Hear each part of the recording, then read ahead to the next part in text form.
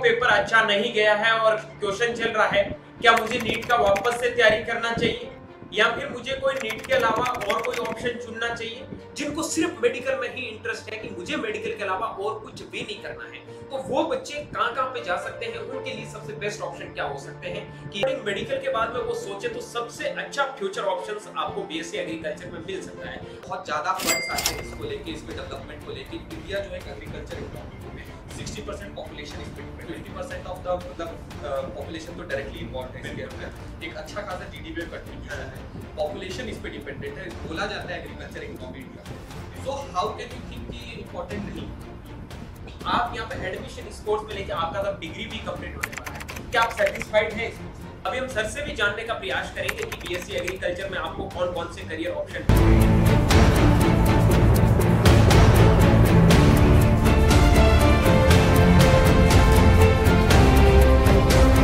NEET 2025 का exam देने के बाद में तमाम प्रकार के सवाल आपके माइंड में चल रहे हैं। काफी लोगों का पेपर अच्छा नहीं गया है और क्वेश्चन चल रहा है, क्या मुझे नीट का वापस से तैयारी करना चाहिए या फिर मुझे कोई नीट के अलावा और कोई ऑप्शन चुनना चाहिए? अगर मैं नीट के अलावा कोई और अदर ऑप्शन चुनूं तो मेरे लिए प्रेजेंट टाइम में जो फ्यूचर ऑप्शन देखूं वो सब अच्छे ही लग रहे हैं, लेकिन करियर को देखते हुए कौन से फ्यूचर ऑप्शन आपके लिए सही हो सकते हैं? तमाम प्रकार की चीजों को लेके आपके माइंड में एक सवाल से चल रहे हैं और बहुत सारे लोग आपको कंफ्यूजन में डाल रहे हैं। अब पेपर जैसा हुआ वो हो गया, आपके जो हाथ में था आपने कर लिया, आपने तैयारी की। देखो रिजल्ट सबको मिलना पॉसिबल नहीं है। सारी चीजों के बारे में इस सेशन में हम चर्चा करने वाले हैं। मेरे साथ में है हिमांशु कुमार सर, उनसे हम चीजें अच्छे से एक्सप्लेन करके आपको समझाएंगे और ये चीजें भी जानने का प्रयास करेंगे। सर भी एक नीट के एस्पिरेंट थे। नीट के बाद में उन्होंने कौन सा फील्ड चुना है और उस फील्ड को चुनने के पीछे क्या क्या कारण थे?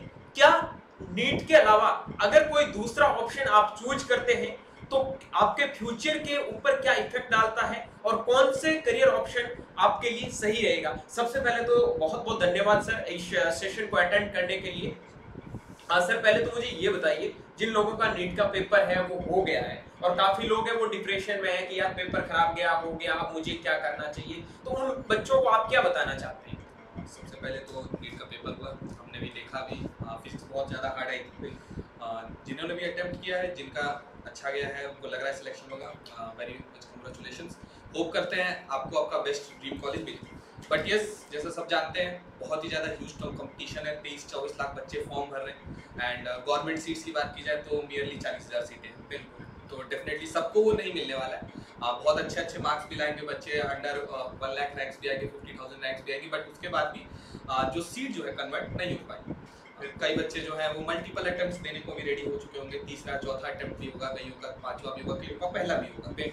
अब बात रहती है कि सर किसको फिर से नीट देना है नहीं देना। देखिए डेफिनेटली आपके पर्सनल विल पे बात रहती है, ठीक है। इस बार आपने पूरी मेहनत की, जितना आप दे सकते थे 100% आपने दिया, ठीक है।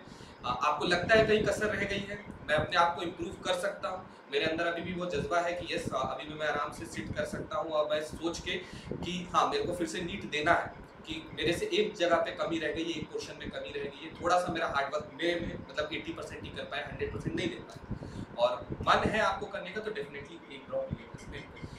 लेकिन अब मल्टीपल अटेम्प्ट हो चुके हैं, आपने 2 नीट का ड्रॉप ले लिया है, 3 ड्रॉप ले लिया है नीट का एंड गाड़ी आगे नहीं बढ़ पा रही है। कुछ रीजंस हो सकते हैं, कई बार जो होता है सब्जेक्ट कॉम्बिनेशंस वो आपके लिए अच्छा नहीं, आपको बायोलॉजी बहुत पसंद हो, आप अच्छे से उसको समझ पा रहे हैं, फिजिक्स आपको नहीं समझ में आ पा रही है, कितना भी आप ट्राई कर ले रहे हैं, केमिस्ट्री नहीं आ पाती, कभी कभी बायोलॉजी का कोई क्वेश्चन समझ में नहीं आ रहा है। तो इन केसेस में डेफिनेटली अब आपको एक अदर ऑप्शन की तरफ देखना चाहिए। जब आपने अपने डिसाइड कर लिया है, यस एक बार आप अपने से बैठिए, सोचिए क्या मैंने अपना 100% दिया था, अगर मैंने अपना 100% दे दिया है, उसके बाद भी मैं क्रॉस नहीं कर पा रहा हूँ एक लाइन, जो पर्टिकुलर लाइन उसको क्रॉस नहीं कर पा रहा हूँ, एक बार एनालाइज कीजिए कि कहाँ गलती रह रही है, क्या थोड़ा सा वो सब्जेक्ट मेरे को सही नहीं लग रहा है, मैं क्या उस सब्जेक्ट से कनेक्ट नहीं कर पा रहा हूँ। कई बार यही सबसे मेन कारण ये रहता है कि सब्जेक्ट से कनेक्ट नहीं कर पाते 100% मेहनत करने के बाद। तो डेफिनेटली एक अदर ऑप्शन की तरफ जाना चाहिए, क्योंकि एक ही जगह पे रुक जाना, अभी आप 12th के बाद 3-4 साल या एक ही जगह पे दे, उससे अच्छा मूव ऑन कीजिए। बहुत सारे अभी हॉराइजन्स आपके लिए खुले, एक ही सिर्फ नीट ही नहीं, डेफिनेटली नीट में जिनके मार्क्स उतने नहीं आ पाए MBBS के लायक, उसके बाद भी अगर आपको मन है कि ये सिर्फ मेडिकल फील्ड में जुड़ रहा है तो BMS है, BHMS आयुर्वेदिक होम्योपैथी का आपके पास ऑप्शन है। आपको एनिमल साइंस की तरफ जाना है तो आप वेटनरी साइंस की तरफ जा सकते हैं। तो ये नीट के द्वारा तो ये ऑप्शन आपके पास हमेशा से रहेंगे। ठीक सर। और सर मैं एक चीज ये भी आपको मतलब आपसे पूछना चाहता हूँ कि आपने भी नीट का प्रिपरेशन किया है, आपने भी 2-3 साल दिए हैं। अब मतलब होता है कि बच्चे का कोई ना कोई पार्ट कभी ना कभी तो वीक रहता है और जिसका कुछ वीक नहीं रहेगा वो बच्चा हमेशा सेलेक्ट होगा, ये चीज तो हमेशा आती है। और पहले अटेम्प्ट में अगर आपका नहीं हुआ है तो मेरे हिसाब से मेडिकल एक बहुत अच्छा अपॉर्चुनिटी, एक ऑप्शन उसको बिल्कुल लेना चाहिए, फिर से एक बार एक देना चाहिए। आपने भी मेडिकल का ट्राई किया है, मेडिकल में नहीं हुआ है, XYZ रीजन हो सकते हैं, उसके बाद में आपने जो ऑप्शन सेलेक्ट किया है, आई थिंक एक हर नीट एस्पिरेंट के माइंड में जो थोड़ा भी समझ रखता है उसके माइंड में वो ऑप्शन जरूर होगा, वो है सर एग्रीकल्चर। आप मेरे को ये बताइए कि नीट के बाद में जब आपने एग्रीकल्चर में एडमिशन लिया है कि डेफिनेटली मैं थोड़ा बताना चाहूँगा कि मैंने ये वाला ऑप्शन क्यों चूज किया एग्रीकल्चर का। बेसिकली देखिए वही नीट में हमने दिया, ठीक है, वही जो आपने बोला कि एक सब्जेक्ट रहता है, मेरा फिजिक्स उतना मैं कनेक्ट नहीं कर पाता था, उसके वजह से स्कोर जो है वो उतना अच्छा नहीं हो पाया। सेकेंडली फिर वही ऑप्शन थे मेरे सामने आयुर्वेदिक होम्योपैथी वगैरह के। फिर मेरा कोर इंटरेस्ट नहीं था, डेफिनेटली मेरा मन था बिल्कुल MBBS करने का ही, MBMS करने का ही फ्यूचर में, बट अगर वो मेरे को नहीं मिल पाया तो थोड़ा सा मैंने एनालाइज किया कि मैं और कितने साल, क्या मेरे को एक और बार दूँ, मेरा 1-2 बार पहले हो चुका है अटेम्प्ट, तो क्या मैं तीसरे बार के लिए जाऊँ। तो मैंने सोचा नहीं कि थोड़ा सा होल्ड करते हैं, अदर ऑप्शंस क्या क्या है हमारे पास उसको देखने की कोशिश करते हैं, ठीक है। तो सबसे पहले ऑप्शन सबके पास वही आते हैं। डेफिनेटली अगर आपको किसी कोर सब्जेक्ट में इंटरेस्ट है, साइंस के कोर सब्जेक्ट में आपको इंटरेस्ट है, फिजिक्स ले लीजिए, केमिस्ट्री लीजिए, बायोलॉजी ले लीजिए, तो आपके पास BSc का ऑप्शन है। बिल्कुल। अब BSc के ऑप्शन का ना चूज करने का ये एक रीजन था, डेफिनेटली बहुत ज़्यादा कोर इंटरेस्ट मेरे को सब्जेक्ट में नहीं था। फर्स्ट साइंस का जो आपके फिजिक्स केमिस्ट्री बायोलॉजी में बिल्कुल था थोड़ा सा, but they are not professional courses, ठीक है, वो प्रोफेशनल कोर्स नहीं है। अगर आपको प्योर साइंस में जाना है बहुत ही अच्छी बात है, CUT आने वाला है, हाँ। CUT के थ्रू आप दीजिए, अच्छा से DU में जाइए, JNU में जाइए, BHU के अंदर जाइए, इलाहाबाद यूनिवर्सिटी जाइए, and any other central university जो आपको पसंद आ रही है, स्टेट आपका अच्छी यूनिवर्सिटी ऑफर करता है, उधर भी जा सकते हैं। बट अगर आप देखेंगे फ्रॉम द सेम सिलेबस, ठीक है, सेम CUT एग्जाम अगर आपको अभी देना होगा, एक बहुत ही अच्छा कोर्स मेरे को लगता है फॉर बायोलॉजी स्टूडेंट्स, क्योंकि हमारे पास मैथ्स नहीं है तो लिमिटेशन सब हमारे पास है कि जितने भी बच्चे नीट का दिए होंगे सब बायो वाले होंगे ज़्यादातर, तो हमारे लिए एक तो बहुत सारा मतलब लिमिटेशन आ जाता है, बहुत सारे कोर्सेज हम चूज नहीं कर सकते। इंजीनियरिंग साइड के होंगे, न्यू एजुकेशन पॉलिसी आ रही है, कब लागू होगी, कैसे होगी, वो बात की बात है, बट बहुत सारे ऑप्शन वही लिमिट हो जाते हैं। तब एक ऑप्शन मैंने जो देखा, एक बहुत ही अच्छा professional course, that is BSc agriculture, 4 years का मतलब 4 इयर्स का एक प्रोफेशनल कोर्स है।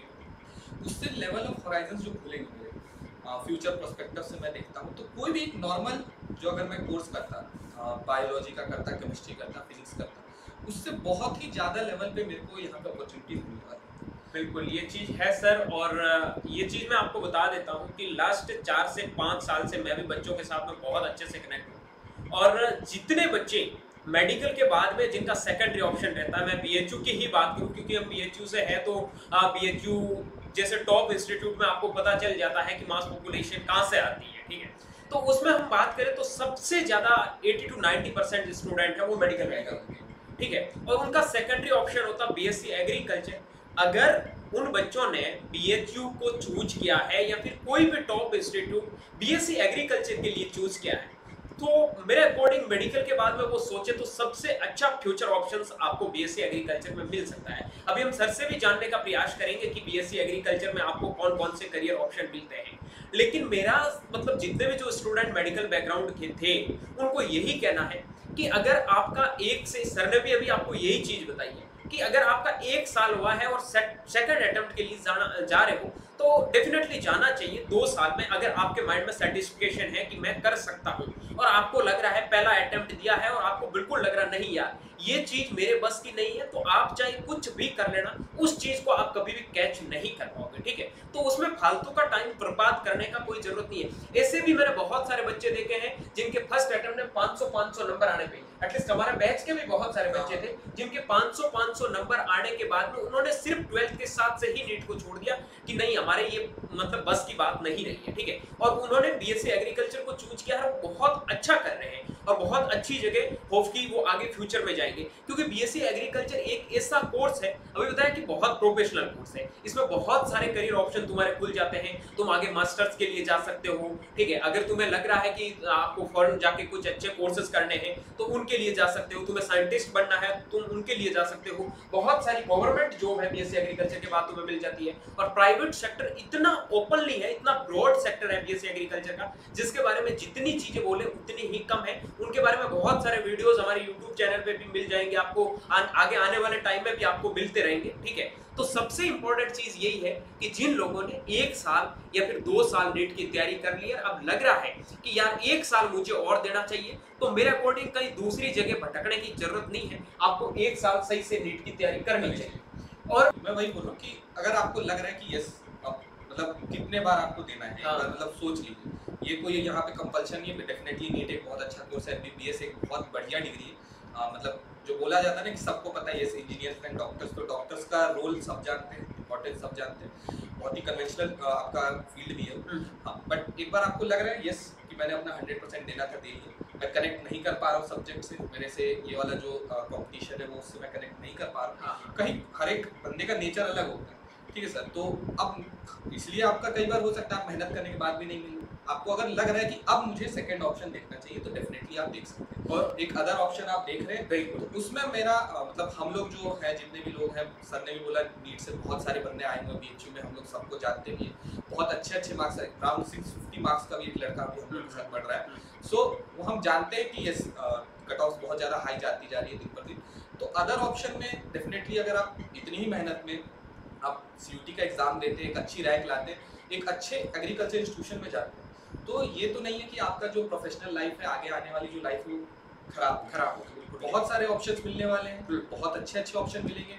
अभी जो हम आगे डिस्कस भी करेंगे कहाँ पे आपके लिए मतलब अपॉर्चुनिटीज रहेंगी आफ्टर कंप्लीटिंग बीएससी, उसको थोड़ा डिटेल में डिस्कस करेंगे तो आप और अच्छे से समझ पाएंगे, क्योंकि बच्चों को ये जानना है। और एक चीज खुद के माइंड में सेट कर लो यार, अगर तुमने नीट की तैयारी की है, नीट का पेपर दिया है, तो तुम इंडिया के टॉप लेवल के स्टूडेंट में से आते हैं, क्योंकि तुम्हारे अंदर वो काबिलियत है, तुम कर सकते हो। तुम कभी भी ये मत सोचो यार ये मेरे बस की बात नहीं, यार तुमने नीट की तैयारी की है, तुम्हारे अंदर इतनी एफिशिएंसी है, तुम्हें पता है कब कहाँ पे क्या पढ़ना है, क्या करना है, खुद को कैसे हैंडल करना है। बस बात यही है कि सही समय पर अगर एक सही चीज को चुन लेते हो तो वो ही आपका फ्यूचर है, वो चेंज कर सकता है, ठीक है। और उस चीज के बारे में ही हम डिस्कस कर रहे हैं। बहुत सारे बच्चे कंफ्यूजन में हैं कि नीट यार खराब हो गया, और एक वो डायलॉग पॉपुलर चल रहा है, बहुत सारी न्यूज़ भी बन गई है इसके ऊपर कि जिनका कटा है नीट में वो एग्रीकल्चर पढ़ेगा। तो ऐसा बिल्कुल होता आ रहा है, ठीक है। और वही ये कोई खराब चीज नहीं है, ठीक है। अगर आपका नीट में कट गया है कोई बात नहीं, अगर तुम्हें एमबीबीएस नहीं मिला है,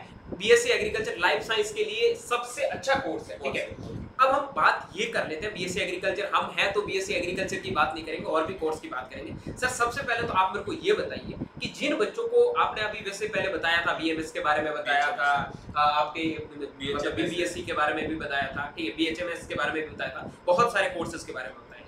लेकिन इनको आप कंपेयर करके भी जानने की कोशिश करेंगे कि बीएससी एग्रीकल्चर को तो एक थोड़ा साइड में रखते हैं। उनसे पहले सर ये बताइए कि मेडिकल के जो बच्चे हैं, जिनको सिर्फ मेडिकल में ही इंटरेस्ट है कि मुझे मेडिकल के अलावा और कुछ भी नहीं करना है, तो वो बच्चे कहाँ पे जा सकते हैं, उनके लिए सबसे बेस्ट ऑप्शन क्या हो सकते हैं कि बीएससी एग्रीकल्चर को छोड़ दें?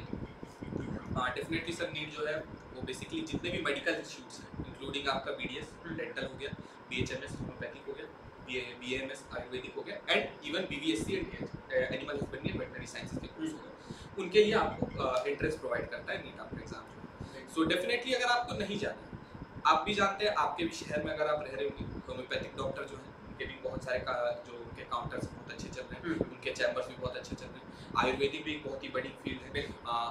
डेंटल जो है आपने देखा ही होगा, आजू बाजू जितने भी होंगे उनके भी बहुत सारी गवर्नमेंट जॉब्स भी निकलती है, प्राइवेट एरिया में भी जा सकते हैं, and same goes for animal husbandry and veterinary sciences. So definitely अगर आपको मेडिकल फील्ड में ही रहना है, उधर ही आपको मतलब बहुत ही ज़्यादा इंटरेस्ट है कि नहीं मेरे को भाई मेडिसिन ही पढ़ना है, then definitely it is an आप बीएमएस कर सकते हैं, बीएचएमएस कर सकते हैं। बट उसमें भी बात आती है कि आपका रैंक उतना अच्छा आया है कि आपको एक अच्छा कॉलेज मिल रहा है। आयुर्वेदिक में आपको बीएचयू मिल रहा है तो व्हाई नॉट, ठीक है। आपको होम्योपैथिक में आपको दिल्ली की कोई बढ़िया यूनिवर्सिटी मिल रही हो, क्यों नहीं। बीडीएस में आपको कोई अच्छा कॉलेज मिल रहा हो, टॉप कॉलेज आपका स्टेट का या सेंटर का मिल रहा हो, तो क्यों नहीं जाएंगे उसमें।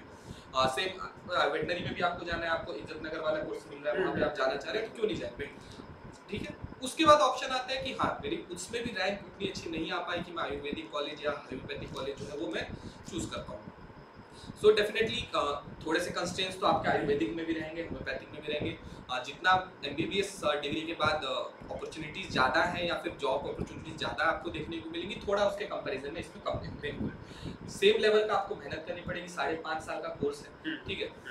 बट बात ये रह जाती है कि क्या हम लोग इस तरफ जाए कि दूसरे आप कोर्स में चले। कई बच्चे इसलिए नहीं जाते यार एमबीबीएस नहीं मिला, ये तो फिर थोड़ा सा लो फीलिंग के साथ जाना पड़ जाता है कि ठीक है कुछ नहीं मिला तो आयुर्वेदिक में जा रहे हैं, होम्योपैथिक में जा रहे हैं। ये अच्छी बात नहीं। अगर आपका इंटरेस्ट है, आपको लग रहा है कि yes I am interested in medicine, ठीक है, मेरे को थोड़े से आयुर्वेदिक मेडिसिन या होम्योपैथिक मेडिसिन में भी इंटरेस्ट है, तो उसमें जा सकते हैं। बस बात वही है इंटरेस्ट की। अगर इंटरेस्ट नहीं है, ठीक है, कि मेडिकल का फील्ड एज ए मैं बहुत अच्छी अपॉर्चुनिटी मिल रही है, मैं पढ़ना जानता था, मेरे को अच्छा लगता था पढ़ना, इसलिए मैं दे रहा था।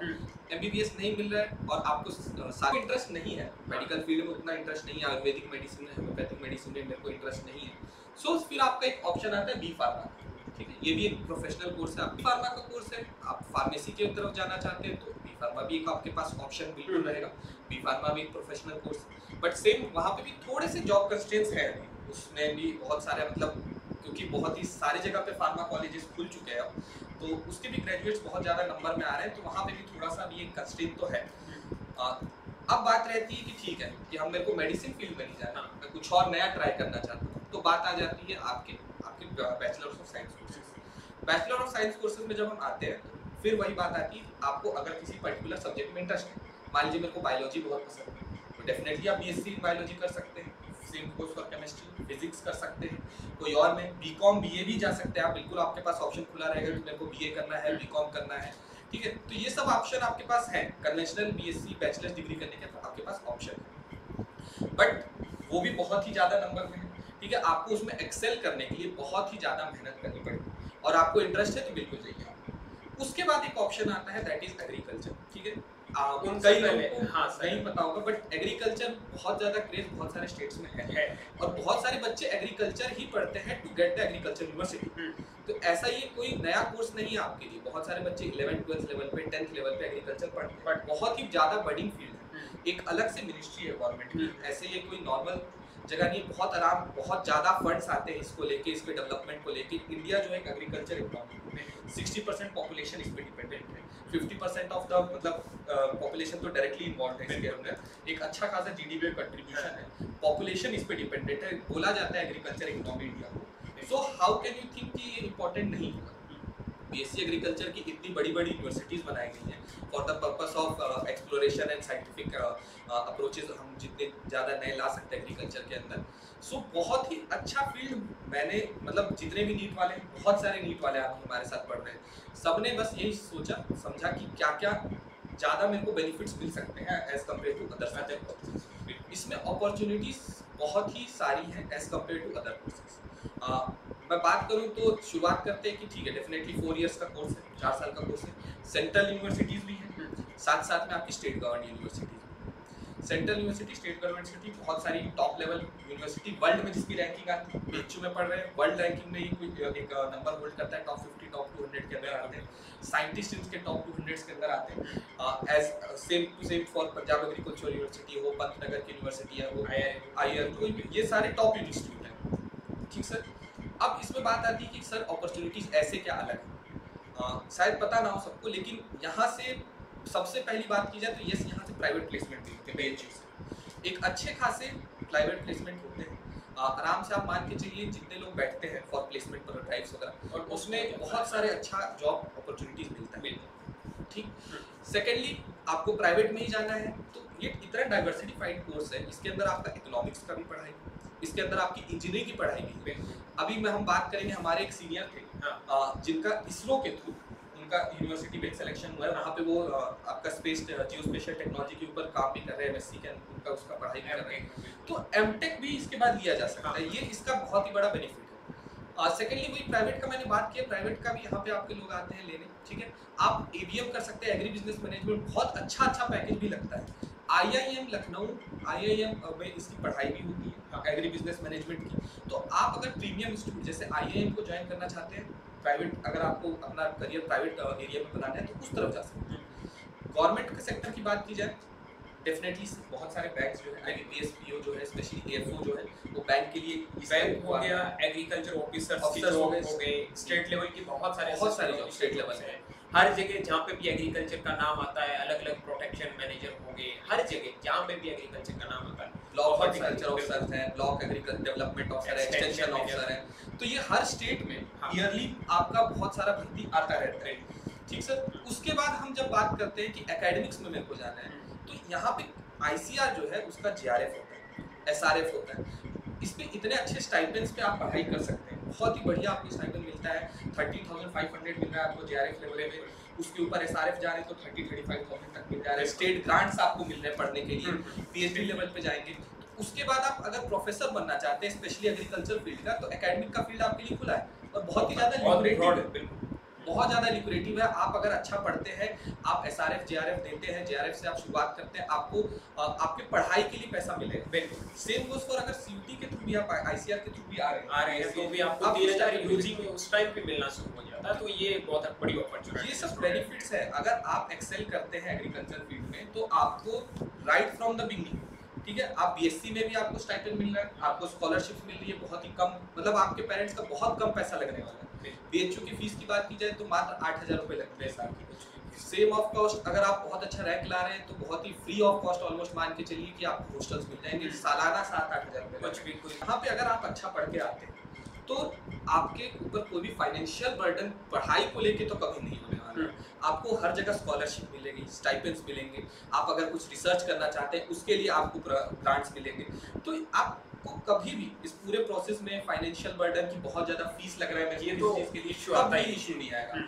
तो ये भी एक बहुत ही अच्छा पॉइंट है कि आप इंडिया के टॉप सिटीज़ में जाके इतने बढ़िया इंफ्रास्ट्रक्चर वाली यूनिवर्सिटीज़ के साथ आप कभी सर्च करेंगे एग्रीकल्चर यूनिवर्सिटीज़ के इंफ्रास्ट्रक्चर के बारे में, उनके state of the art academics के बारे में, तो आपको पता चलेगा कि बहुत ही अच्छे से डेवलप किया गया है यूनिवर्सिटी। एकदम नॉमिनल फीस में पढ़ाई होती है, जितना हो सके स्टूडेंट पे इन्वेस्ट किया जाता है, उनको स्कॉलरशिप प्रोवाइड की जाती है, बहुत सारे स्टाइपेंड की कितनी बार हमने बात कर ली, JRF हो, SRF हो, ICR प्रोवाइड करती है और स्टडी पर्पस होने।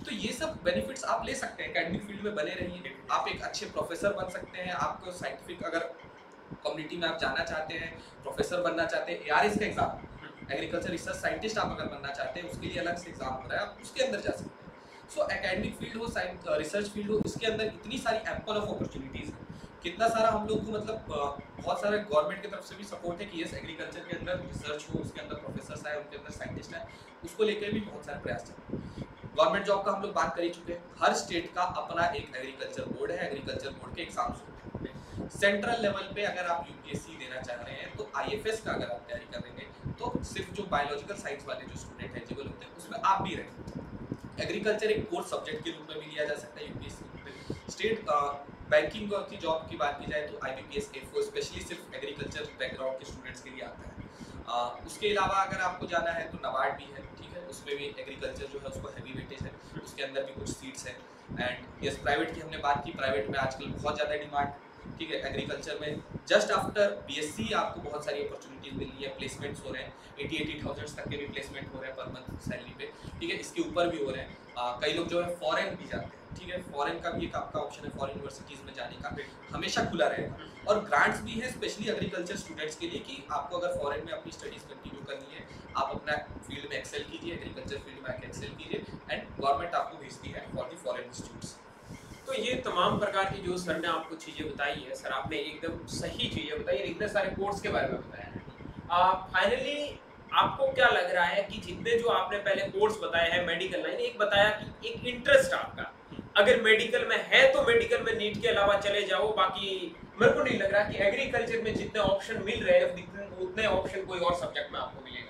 डेफिनेटली सर, वही मैं बता रहा हूँ, एक तो इंटरेस्ट की बात है, डेफिनेटली आप कोई भी सब्जेक्ट पढ़िए, आप BA करिए, आप BCom करिए, उसमें भी आप बहुत अच्छा कर सकते हैं। ऐसा कोई इंटरेस्ट है, ऐसा कोई भी कोर्स जो है आप चूज कीजिए, बच्चे की मेहनत सबसे मेन, ठीक है। अगर आप मेहनत करते हैं, आपको सब्जेक्ट में इंटरेस्ट है, डेफिनेटली आप कोई फील्ड चूज कर सकते हैं।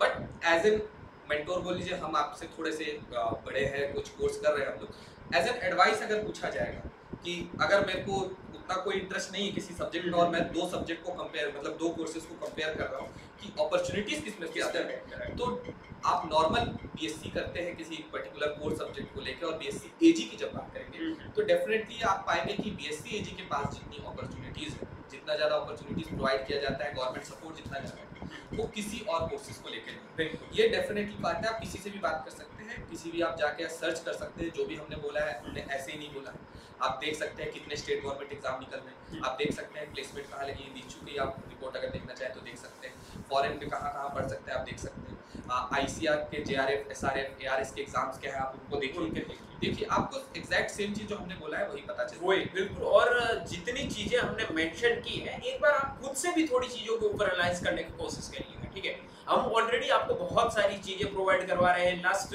3-4 साल से स्टूडेंट मेंटोर का काम कर रहे हैं, तो इन चीजों को हम अच्छे से समझ चुके हैं कि बच्चों को किन किन चीजों की नीड है, और वो सारी चीजें हमने इस सेशन में इंक्लूड करने की कोशिश भी की है। बट एक्स्ट्रा अगर और भी आपके कोई माइंड में डाउट चल रहे हैं कि सोच रहे हैं कि यार मुझे क्या करना चाहिए, बट जितना हमारा वो सोच है और जितना हमने चीजें एक्सप्लोर की है उनके बेस पे हम बता सकते हैं कि अगर आप मेडिकल फील्ड को छोड़ रहे हो और सोच रहे हो यार मेडिकल के अलावा तो कुछ है ही नहीं, तो ऐसा बिल्कुल भी नहीं है। एग्रीकल्चर आज के टाइम में सबसे मतलब वो होता है ना कि सबसे ज्यादा अपॉर्चुनिटीज प्रोवाइड करवाने वाला, सबसे ज्यादा करियर ऑप्शन देने वाला कोर्स है, वो आपके लिए बन चुका है, ठीक है। और हर एक स्टूडेंट को एक बार जरूर एग्रीकल्चर के लिए ट्राई करना चाहिए।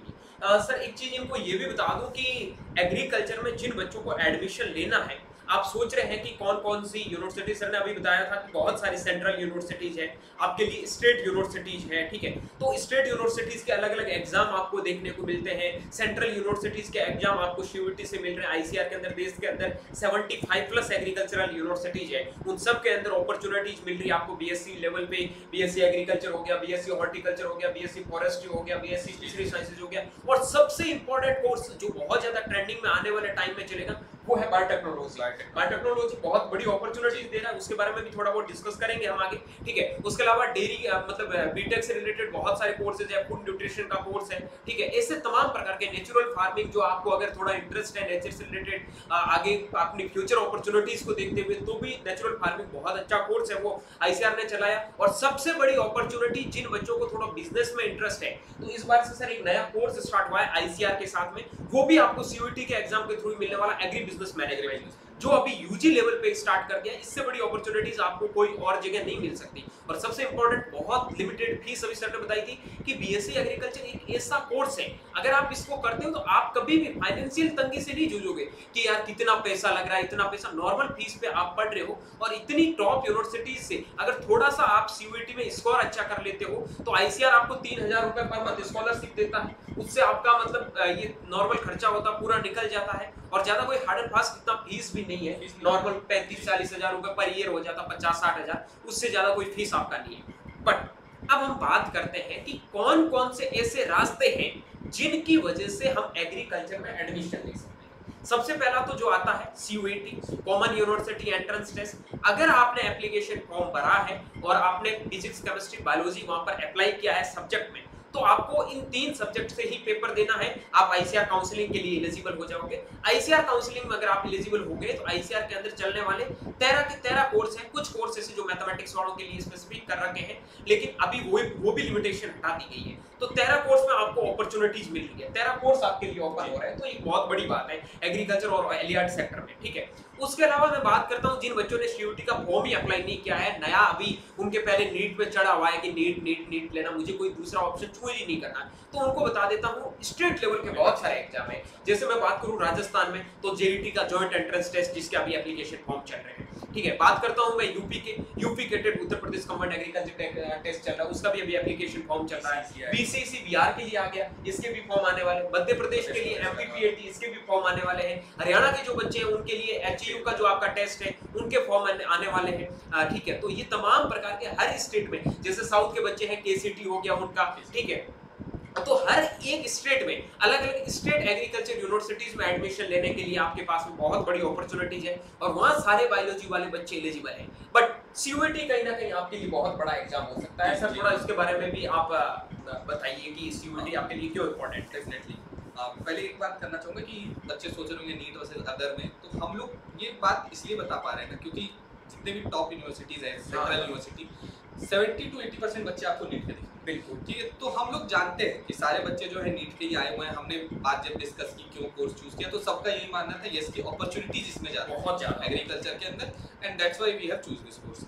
सो यही एक रीज़न है कि हमने आपसे अभी एज एन थोड़े से सीनियर हैं तो आपसे बात करने आए हैं कि हाउ नीट। ठीक है, डेफिनेटली आप नीट बहुत बड़ा एग्जाम है, ट्राई किया होगा, नहीं हो पाया, देन एक अदर ऑप्शन के रूप में हम लोग को जितना लगता है, और बहुत सारे लोग जो है BHU में हम लोग के साथ पढ़ रहे हैं जो नीट का एग्जाम दिए थे, बहुत अच्छे रैंक तक भी गए थे, बट थोड़े से मार्जिन के लिए रह गए थे। सो उन सबका यही मानना है कि यस अपॉर्चुनिटी जो है सबसे ज़्यादा एज कम्पेयर। हाँ, अब बात रही CUT की, डेफिनेटली पहले ICAR का एक एग्जाम होता था, अब वो मर्ज हो गया है, CUT एक कॉमन एंट्रेंस टेस्ट है, वो हो रहा है। सो बहुत ही बढ़िया टेस्ट है आपका CUT, मतलब एक कॉमन टेस्ट बना दिया गया है आप लोगों के लिए। इंडिया की सारी सेंट्रल यूनिवर्सिटीज़ के आप एडमिशन ले सकते हैं उनके अंदर, एंड साथ साथ ICAR के जितने कॉलेज हैं उसके अंदर भी 50% ऑफ द सीट्स, और जो सेंट्रल एग्रीकल्चर यूनिवर्सिटी है उसमें 100% ऑफ द सीट के लिए आप लोग एलिजिबल हो जाएंगे। सेम कोर्स आपका जो नीट का syllabus, physics, chemistry, biology, but इसमें सिर्फ 12th लेवल का। तो ये तो और अच्छी बात है, और अच्छे से रिवाइज करिए, और अच्छे से उसको जितना हो सके क्वेश्चन प्रैक्टिस कीजिए, बहुत अच्छे से प्रिपेयर होके आइए। आपको टाइम भी मिला होगा नीट के बाद, एक मई, अभी मई में एग्जाम होने वाला है, पोस्टपोन भी शायद हुआ है सर, तो उसमें भी हम देखते हैं। अब ये बात है ना कि इनके पास में सिर्फ 12th का सिलेबस है, और अभी है ना काफी बच्चों के माइंड में यही चल रहा है, यार मैंने नीट का तैयारी किया, ये तो मेरे लिए कुछ नहीं। कुछ नहीं, ऐसा कभी भी मत सोचो यार। वो अभी तुम्हारे पास में 20 से 25 दिन का जो टाइम है ना, भूलो मत सोचो कि मैंने नीट का तैयारी नहीं करना है, मुझे CUT का एग्जाम देना है। आप उसके लिए तैयार रहे, और फिर बता देते हैं कि जिस हिसाब से NT आप जिस लाइन रेखा पे चल रहा है, क्या लग रहा है कि आपको CUT का पेपर छोटा बड़ा पेपर आने वाला? बिल्कुल नहीं। इस बार आप देखते रहना कि CUT का पेपर भी बहुत तगड़े लेवल का आएगा, तो पहले ही अवेयर रहे। आपका ऑलरेडी नीट का पेपर खराब हो चुका है, अभी आप 20 से 25 दिन को अच्छे से यूटिलाइज करके 20 से 25 दिन तो आराम से लग जाएंगे, क्योंकि अभी CUT के एग्जाम की डेट को लेके कोई ऐसा ऑफिशियल अपडेट नहीं है। तो आप मान के चलो कि 20 से 25 दिन में अगर अच्छे से बच्चा तैयारी करता है, और 750 का पेपर है, 250 को लगाकर 3 सब्जेक्ट है, और 12th का सिलेबस है, तो इस टाइम में बच्चे को क्या करना चाहिए ताकि वो CUT में बहुत अच्छा स्कोर कर सके? डेफिनेटली देखिए, नीट का आप लोग पढ़ के आए, ऑब्जेक्टिव क्वेश्चंस कैसे सॉल्व करना है इसमें आपकी मास्टरी हो गई होगी। मार्क्स नहीं है कोई बात नहीं, बहुत बड़ा बात नहीं है, आपने मेहनत की थी, थोड़े से ही चूक रहे होंगे, थोड़ा बहुत 20-50 मार्क्स का अंतर होगा। ठीक है, तो आप जानते हैं कि ऑब्जेक्टिव कैसे सॉल्व करना है, आपका बेस एकदम रेडी है। अभी से आपको बस लाइटली नहीं लेना है कि CUT बहुत इजी एग्जाम है, उसमें भी बहुत सारे बच्चे बैठने वाले हैं, बहुत ही लिमिटेड सीट है। अगर आपको अच्छी यूनिवर्सिटी अच्छी है, अगर ठीक है आपको नीचे यूनिवर्सिटी में भी यहाँ पे भी जाना है तो देन नो प्रॉब्लम, लेकिन अगर आपको टॉप यूनिवर्सिटी के अंदर जाना है तो यहाँ पे भी आपको बहुत अच्छे बच्चों से कम्पीट करना पड़ेगा। लाखों लोग बैठेंगे BHU की 200 सीट 250 सीटों की, तो आपको कम्पीट वहाँ पे भी करना है। ये भी बहुत कोई ईजी टास्क नहीं है। यहाँ से आप है बहुत सारे मॉक टेस्ट जितने हो सके सॉल्व कीजिए, जो चीज़ें आपको लगती है छूट गई थोड़ी सी उसको ब्रशअप कीजिए, रिवाइज कीजिए चीज़ों को। ठीक है, जितना हो सके मॉक टेस्ट अभी सबसे अच्छा रहेगा। CUT लेवल के आप पेपर उठाइए, CUT के पास्ट ईयर के, और जितना हो सके मॉक टेस्ट जो है हम लोग भी कुछ पेपर्स हो सकता है प्रोवाइड करेंगे आप लोगों को, तो वो बिल्कुल सॉल्व करिएगा।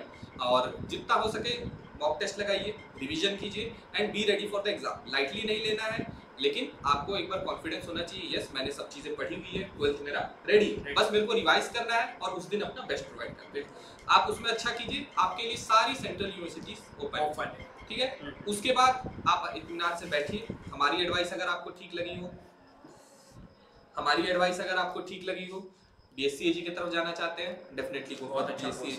ठीक है, अगर आपको लगता है बैठ के आपको लगता है कि यस मेरे को बहुत ज़्यादा इंटरेस्ट है केमिस्ट्री के अंदर, बहुत ज़्यादा इंटरेस्ट है मेरे को बायोलॉजी के अंदर, तो उसके लिए भी आप बेस्ट चूज़ कीजिए ना। दिल्ली यूनिवर्सिटी चूज़ कीजिए, BHU चूज़ कीजिए, आप इलाहाबाद यूनिवर्सिटी चूज़ कीजिए, तो वहाँ के भी टॉप यूनिवर्सिटीज़ में जाइए। हिंदू कॉलेज चूज़ कीजिए, आप रामजस में जाना चाहते हैं वहाँ जाइए।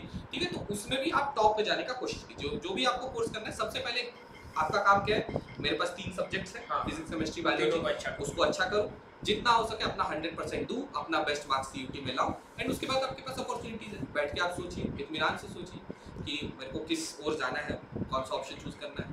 ठीक है, एक बच्चे का एक कॉमन सा डाउट ये भी बन जाता है कि यार मैं ठीक ठाक कर लूंगा, ठीक ठाक स्कोर आ जाएगा, एडमिशन ले लूंगा। तो उन लोगों को मैं एक चीज और बता देता हूँ, यूनिवर्सिटी बहुत मैटर करती है। ठीक है, आपके पास में UG में जितना अच्छा यूनिवर्सिटी होगा, आप डेफिनेटली बहुत अच्छा करोगे। ऐसा नहीं है कि 100% बहुत अच्छे यूनिवर्सिटी वाले अच्छे करते हैं, लेकिन यूनिवर्सिटी आपको एक एक्स्ट्रा सपोर्ट प्रोवाइड करवाता है। और बहुत सारे ऐसे मतलब आप कभी देखोगे ना बीएचयू को लेके, बीएचयू को किसी और यूनिवर्सिटीज के साथ में आप कंपेयर करोगे तो भी आपको लगेगा कि हाँ यार, इस यूनिवर्सिटीज में जितनी अपॉर्चुनिटीज हमें मिल रही है लग रहा नहीं कि और यूनिवर्सिटीज कोई देगा। वैसे ही आप जैसे जैसे यूनिवर्सिटीज का लेवल गिरता जाएगा वो अपॉर्चुनिटीज है वो आपको थोड़ी थोड़ी कम मिलेगी, ठीक है। तो कोर्स है, कोर्स के साथ में यूनिवर्सिटी भी मैटर करता है। तो यूनिवर्सिटी, अच्छी यूनिवर्सिटीज में जाने के लिए सर ने बोला कि लाखों बच्चे बैठते हैं और उन लाखों बच्चों में आपको निकलना है तो आपका पेपर अच्छा जाना चाहिए। ऐसा नहीं कि नीट करने वाले सारे बच्चे सीयूईटी के अंदर 750 ले आएंगे,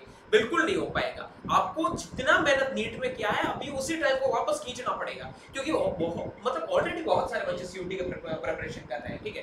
तो ये मेरे अकॉर्डिंग काफी सही रहेगा और बहुत क्रुशियल टाइम है, इसको अच्छे से यूटिलाइज करो। बाकी आपकी कोई क्वेरी और चल रही है और भी सर अगर कुछ एडिशन बच्चों को बताना चाहते हैं तो आप डेफिनेटली बताइए, ताकि बच्चे हैं वो उस अकॉर्डिंग ढल जाइए। और ये बिल्कुल भी माइंड में मत रखें यार मेरा नीट में नहीं हुआ तो मैं आगे क्या करूंगा। आप, मैंने पहले भी आपको बोला था कि आप वो शख्सियत है, आप वो इंसान है, आप वो स्टूडेंट है कि आपके अंदर वो एफिशिएंसी पूरी भर चुकी है कि कहीं पे भी किसी भी रास्ते पे आपके छोड़ोगे तो आप चले जाओगे और जिंदगी में बहुत कुछ अच्छा कर लोगे। तो वो एफिशिएंसी आपके साथ में है और आप अभी से लगे रहो, बिल्कुल रुको मत। नीट के अलावा और भी बहुत सारे ऑप्शन है। जी डेफिनेटली, बस वही लास्ट कमेंट मैं भी बोलना चाहूँगा कि आपने नीट का एग्जाम दिया है, सो बहुत ही अच्छा क्रिटिकल थिंकिंग आप लोग का है, ठीक है। तो आप बेस्ट सोच सकते हैं कि मेरे लिए क्या अच्छा रहेगा, तो आप आराम से एक बार बैठ के सोचिए। अगर आपको एक बार अपने आप को फिर से नीट के लिए चांस देना है, बहुत अच्छी बात है, आपको मन है पढ़ने का, डेफिनेटली दीजिए। अगर आप सोच रहे हैं कि ये सेकंड ऑप्शन क्या हो सकता है, तो ये हम लोग का इनसाइट था कि एग्रीकल्चर आपको क्या क्या प्रोवाइड कर सकता है, उसको हमने आपको बता दिया। अब आपके ऊपर है, आपका जो इंटरेस्ट है, आपका जैसा मन है,